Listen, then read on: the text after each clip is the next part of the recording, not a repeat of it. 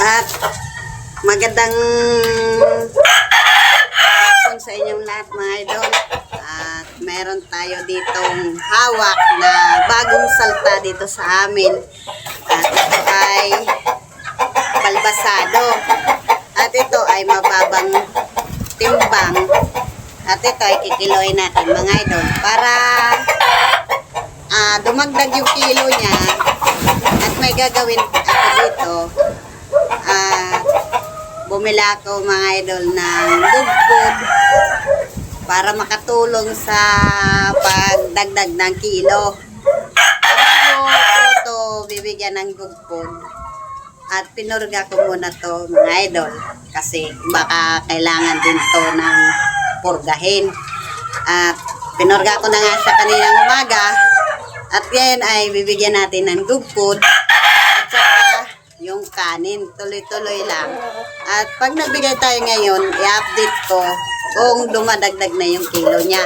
At ngayon ay kikiloy natin kung ilang kilo. Tapos kung dumagdag, tapos pag nasa tamang timbang na siya, ay tuloy-tuloy lang natin sa pagbigay ng para tumigat yung kilo niya at tumaba. At tignan nyo mga idol, kiloy natin.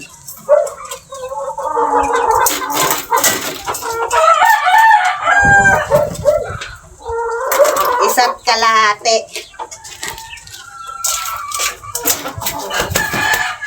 Isa't kalahati mga idol. Isa't kalahati. Dito dito sa baba ng 1/4. At tapos siyempre para magdagdag yung kilo niya. Naka-prepare na ako ng pagbigay sa kanya ng patoka.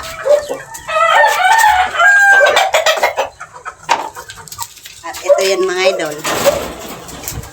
Ito yun dog food tsaka kanin para tumaas yung pagbulto nung ating itong balbasado. Comment kayo mga idol kung ano to, o talinsay o hirang. Kasi hindi tayo familiar sa mga ganitong manok. Kaya dito yung kanin. Mga idol.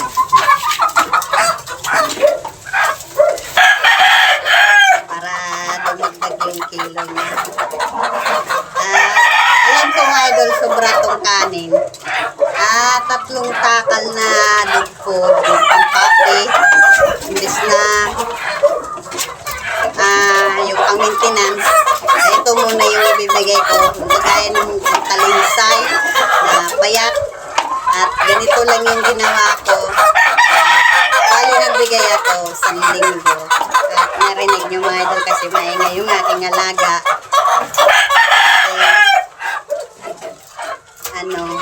Maingay na kasi may nakikita silang may nagtutuka na ayan. Alam ko sobra yan. Pag sobra mga idol na hindi niya nakaya at ibibigay din natin sa iba pag ating alaga. At ganyan lang yung ginawa ko doon kita Lisay nung payat na hindi tumataba. Tapos maganda mga idol, puruin muna natin ng dog food, tapos may kanin. At kita nyo mga idol, bubulto din yan ang katawan niyan. Kunting tiyaga lang mga idol para umano yung katawan ng ating kasi bagong bagong salsa dito sa amin, binenta yan. Kaya hindi umano yung niya, isa't kalahati yung kilo niya. Kaya dapat masubra natin sa 2 kilo yung kilo niya. Kaya, tapos yung bukod niyan mga idol ay yung pampapi, yung top breed, tapos kanin. I-strip muna natin ng dugtog tapos kanin, tapos unti-unti lang yung sa maintenance para dumagdag yung kilo niya. Tapos meron din pala akong binili mga idol na kasi balak ko ng calcium yung aking mga alaga at bago ko sila bago ko sila painumin ng calcium at saka yung B12 ay pupurgahin ko muna mga idol yung aking mga alaga para magpurga ang para sa akin, para hindi hassle magpurga ay gagawin kong gabi para check tayo na hindi tayo papaluin ng mga broodcock kasi mga bibistag ay hindi pa naman yun namamalo yung pinaka hassle na pag purga ay yung mga malalaki yung broodcock kasi matapang at ito yung binili ko mga idol parating ko lang at ay may binili tayo dito.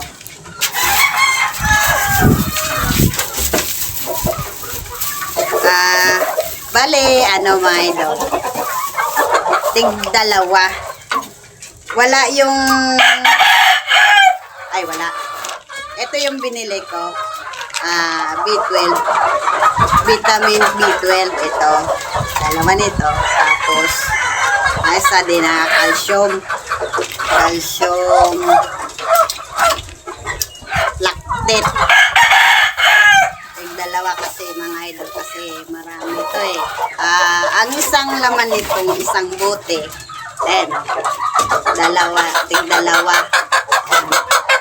tapos dalawa din na calcium lactate kasi mas marami-rami ngayon yung papainumin natin yung ating mga baby stag tapos broodcock tapos yung inahin kaya imbis na kung halimbawa ang laman nito isang bote ay 100 pieces ang isang ganito kaya nagpasobra na ako mga idol dalawa at saka dalawa din na B12 at napaka-importante din yan sa atin na magbigay tayo ng calcium para yung muscle ng ating mga baby stag at saka yung brood para masabi natin na hindi sila yung tinatawag na magiging mahina yung muscle nila pagdating ng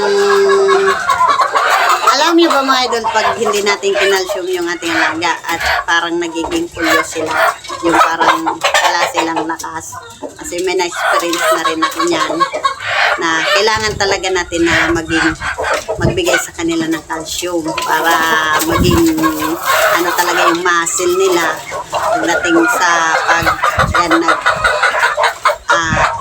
pagpupurok natin sa kanila para hindi agad yung buto. Kaya ayan, bumili ako ng calcium lactate doon sa bayan.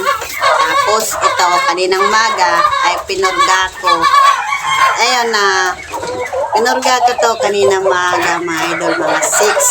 Tapos pinainom ko muna ng antibacteria flushing para hindi ng bakterya kasi nandun to sa squirtin.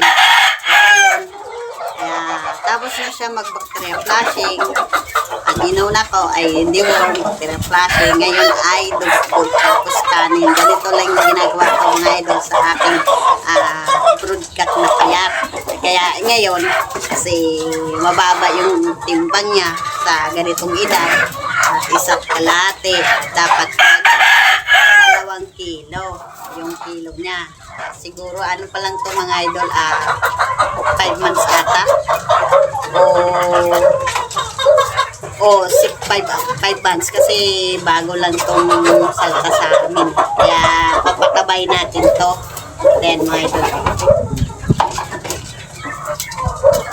at magana naman siyang kumain then at kunti na lang bali yan mga idol 3 kutsara yung inano ko dyan na kanin tapos 3 scoop din na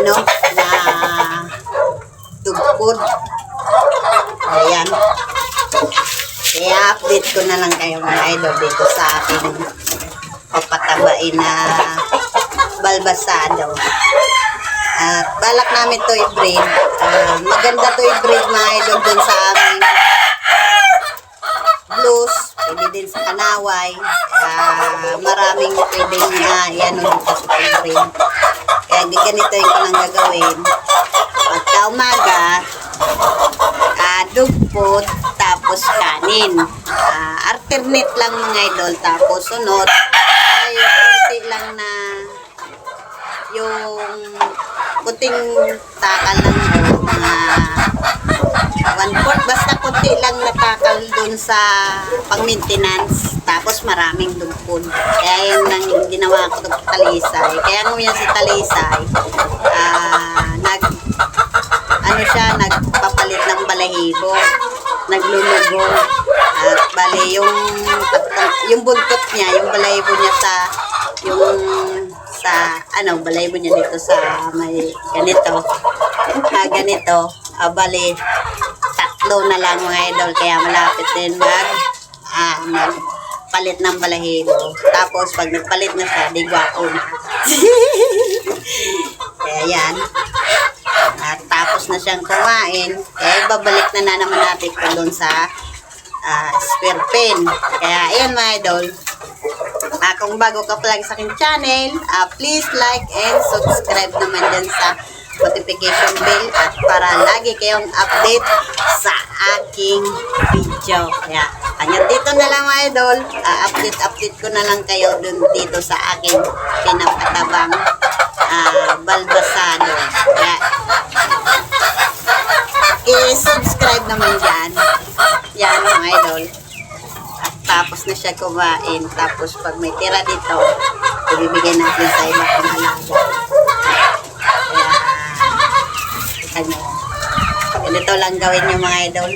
Pag gusto nyo patabain yung bultuhin yung katawan ng ating alaga. Kasi yung dog food mga idol, yung pampapi, may oil din yan. At maganda din yan sa balahibo ng ating alaga. Halimbawa ngayon mga idol ay Friday. Sa Friday din, pagbigay natin ngayon ng dog food, ngayon na susunod na Friday at kikiloy natin kung dumagdag yung kilo niya. Ibig sabihin, pag dumagdag yung kilo niya, pag 2 kilo, i-stop na natin yung dog food. Kasi pangit din na masubran yung ating ganito na yun ay halo natin sa maintenance. Ano na lang natin to, i-stop. Tapos yung normal na maintenance, pag tumaba na to, pag bumulto na yung katawan. Kaya yan, hanggang dito na lang mga idol. Update ko na lang tayo dito sa aking balbasado na kung mag-improve yung katawan niya. Kaya bye-bye!